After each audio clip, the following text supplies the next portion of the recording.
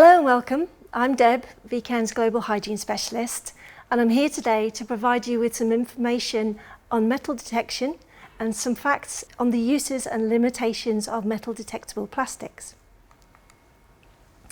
So why is metal detection used in the food industry? Well, it's all about food safety and quality related to foreign body control. In most parts of the world, there will be a legal requirement to control foreign bodies, including metal, in food. This is the legislation for Europe, but there will be others that apply in different parts of the world, so please check your local requirements. Fortunately, most are based on HACCP or risk assessment principles.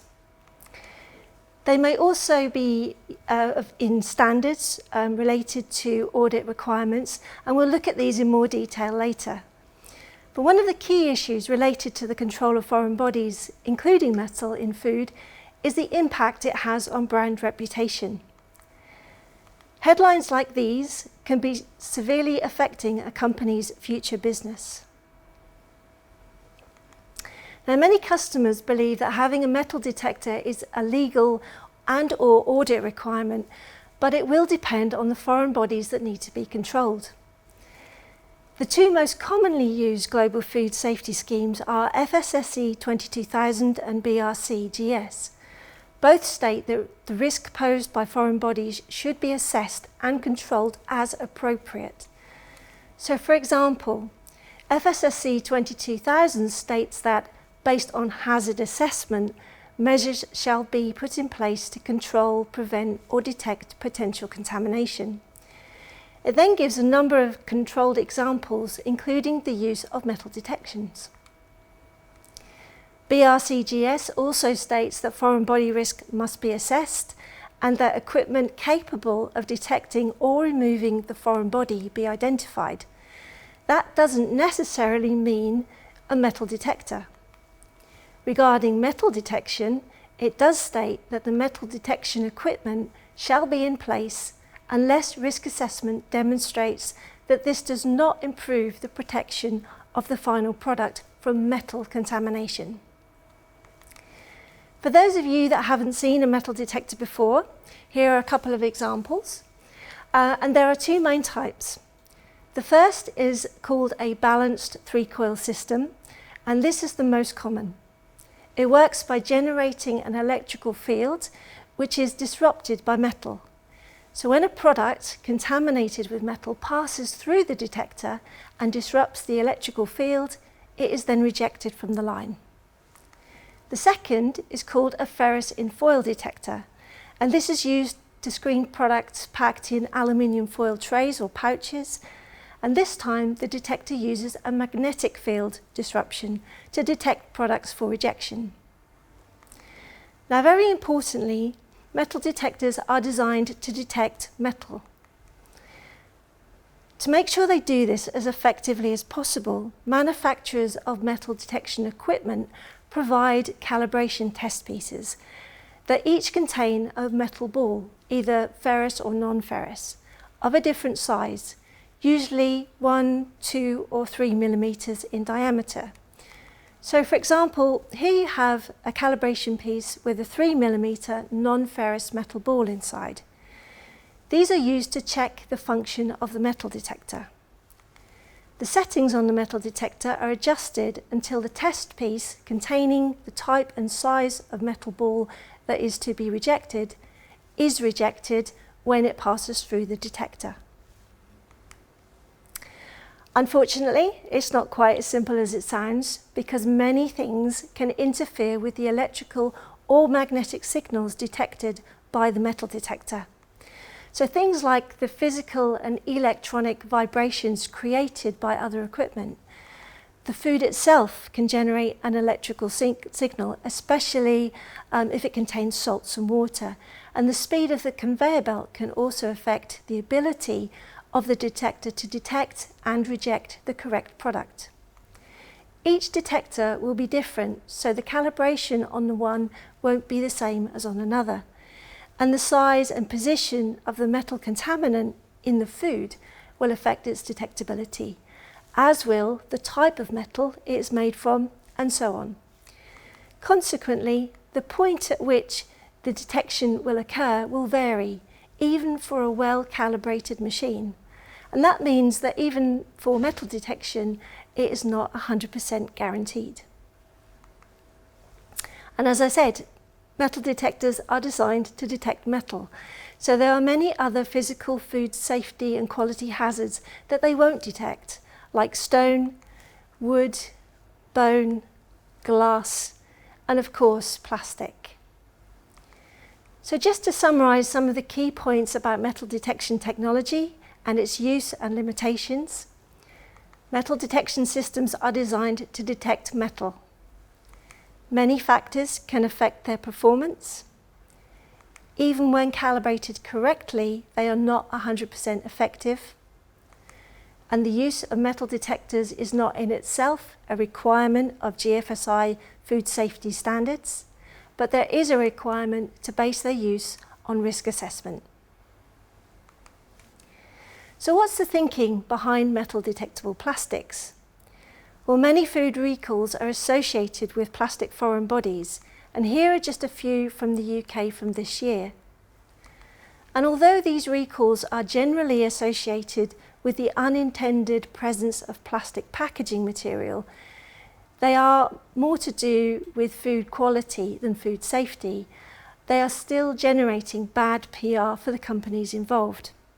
Consequently, the food industry looks for ways to minimize the risk of rogue plastic in their products, and it's that interest that has led to the development of metal detectable plastics. So how detectable are these metal detectable plastics?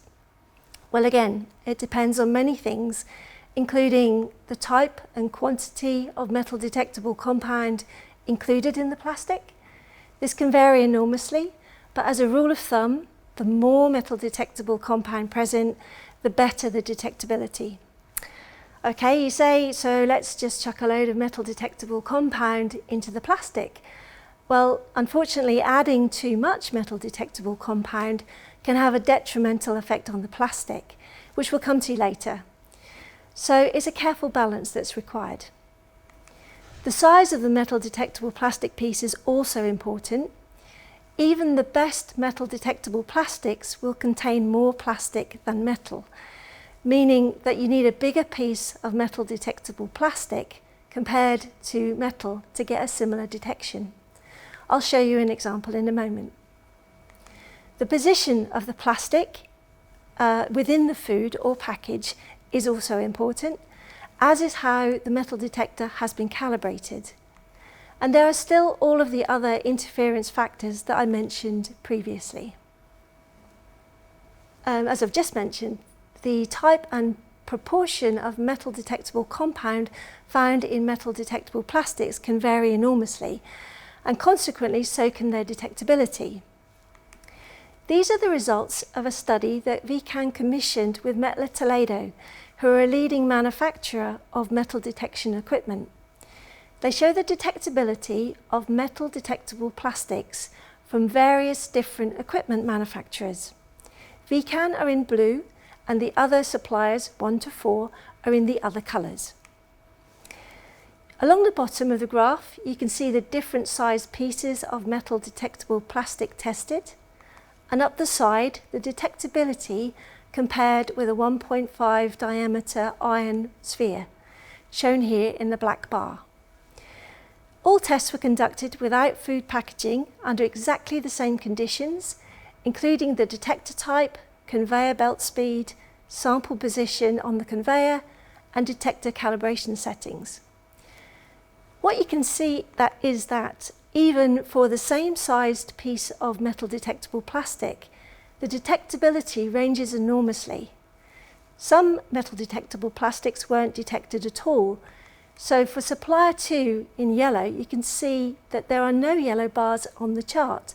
And this is because supplier 2's test pieces didn't give any signal at all under these test conditions. In some cases, we had some very odd results, like this one, where a very small piece of detectable plastic gave a result which was 3 times greater than a piece of the same metal detectable plastic, but 27 times bigger by volume. This is possibly due to poor distribution of the metal detectable compound within the bulk plastic material. These studies were conducted on our original metal detectable plastic formulation, but the new formulation gives similar results. Appropriate calibration of the metal detector is essential to maximise detection of both metal and metal detectable plastics. However, it is impossible to calibrate a metal detector to detect both metal and metal detectable plastic fragments of the same size. For example, although VCAN metal detectable plastics were the most detectable in the previous study, an 11mm diameter ball of VCAN metal detectable plastic would be required to give a similar detectability to a 1.5 diameter iron ball. That's nearly 400 times the size by volume.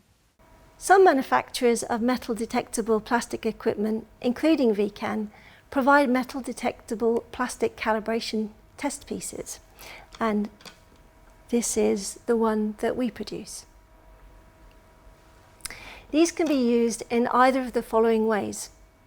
Once the detector has been calibrated for metal detection, the metal detectable plastic calibration pieces can be used to determine the size of metal detectable plastic that will be detected under the same settings. These will be much larger than the metal fragments detected. If the metal detector is only being used to control metal detectable plastics, the test pieces can be used to calibrate the detector to reject the required size of metal detectable plastic fragment. For metal detectable plastics, the detectability of metal detectable plastics varies enormously. Selection of equipment made from appropriately detectable materials is crucial. Size matters.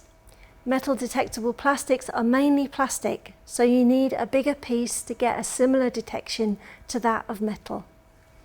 An appropriate calibration of the metal detector is essential. So let's move on now to talk about metal detectable brush bristles.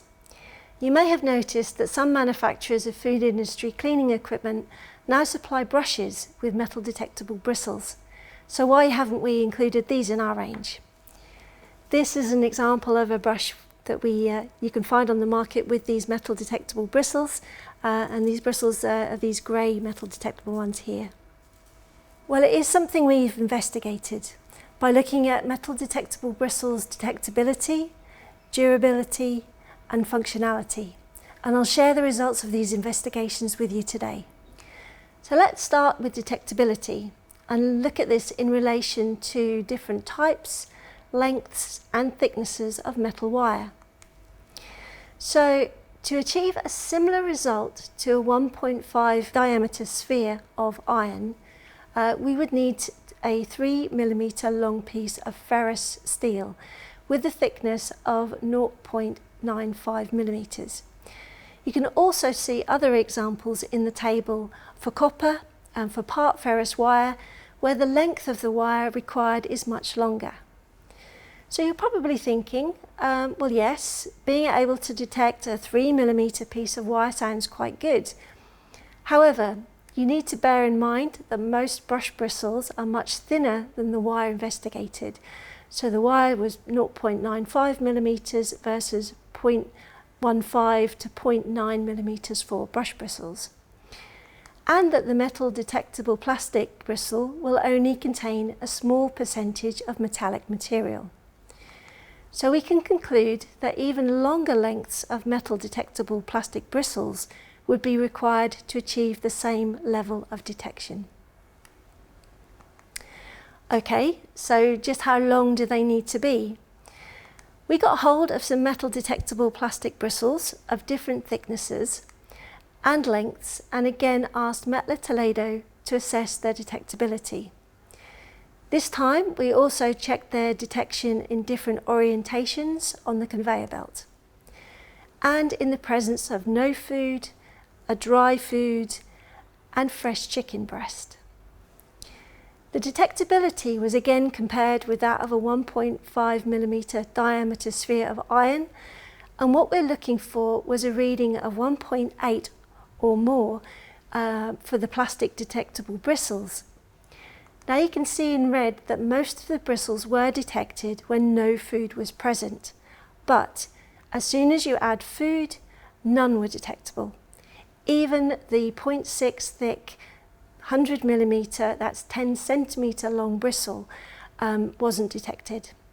Consequently, the study concluded that metal detectable bristles were not detectable in the presence of food. Now let's look at durability. We gave some of our standard plastic bristles and some metal detectable ones to an independent external test house and asked them to assess the durability with respect to strength and elasticity of each type of bristle. They did this by clamping the bristle at either end of the special machine that you can see in the picture and measured the forces required to break the bristle as it was stretched. Let's look at the results. So these are the results for a 0.35 millimetre plastic bristle versus a 0.35 metal detectable bristle. The plastic bristle had a break strength of 27 and an elasticity score of 105. Don't worry about the units. Compare that with the break strength and elasticity score of the metal detectable bristle. These results show that plastic bristles were 68% stronger and more than twice as elastic as metal detectable ones. So it turns out that by adding more metal detectable compound, the more brittle the plastic becomes, and that means that the metal detectable bristles are more likely to break than the plastic ones and would actually increase the risk of product contamination. So what about functionality? Which cleans better, plastic or metal detectable bristles? Using the robotic cleaning rig in our own test laboratory, we compared the cleaning efficacy of a standard 0.35 millimetre plastic bristle brush with that of a 0.35 metal detectable bristle brush. All other factors, like the type and amount of surface contamination, the speed and pressure of the brush, the number of sweeps used, were all standardised for both tests. The results were based on visual inspection and showed no difference in the cleaning efficacy between the two bristle types. So in summary regarding metal detectable brush bristles, metal detectable bristles were not detectable in the presence of food. Plastic bristles were more durable than metal detectable ones, being 68% stronger and more than twice as elastic as metal detectable bristles of the same thickness. And metal detectable bristles were no more effective at cleaning than plastic bristle brushes. So I'm sure you can now appreciate why we haven't included metal detectable bristle products in our new range. Despite its limitations, metal detectable plastics do have their uses, particularly for direct food handling where foreign bodies pose most risk. Consequently, we have focused our new metal detectable product range on food contact items. We have also taken the opportunity to make the range X-ray detectable as well as metal detectable, and offer it in 5 colours that are virtually identical to our existing core colours, in support of our customer requests and obviously our own advice to choose colours that are in contrasting colour to the product that you're producing, which will aid the visual detection of foreign bodies in the product. And achieving these virtually colour identical metal detectable products was a real challenge. Unfortunately, most metal detectable compounds give the plastic a grey tinge. However, our R&D team worked really hard to enable them to find a compound that gave optimum detectability, durability, and the lovely bright colours that you can see. And if you're still looking to reduce foreign body risks from plastic bristles, don't forget our UST range. Its unique, award-winning construction significantly reduces the risk of bristle loss, and you can find out more about that here. And you can also read about how it's helping Nestlé reduce their risk of foreign bodies This presentation was designed to help you understand the limitations and uses of metal detectable plastics. To help you further, I have summarised the take-home messages from today in the next 3 slides. So for metal detectors, metal detection systems are designed to detect metal. Many factors can affect their performance. Even when well calibrated, they are not 100% efficient, even with regard to detecting metal. The use of metal detectors is not per se a GFSI food safety audit scheme requirement, but the requirement is to base the decision on risk assessment. For metal detectable plastics, the detectability of metal detectable plastics varies enormously. Selection of equipment made from appropriately detectable materials is crucial. Size matters. Metal detectable plastics are mainly plastic, so you need a bigger piece to get a similar detection to that of metal. An appropriate calibration of the metal detector is essential.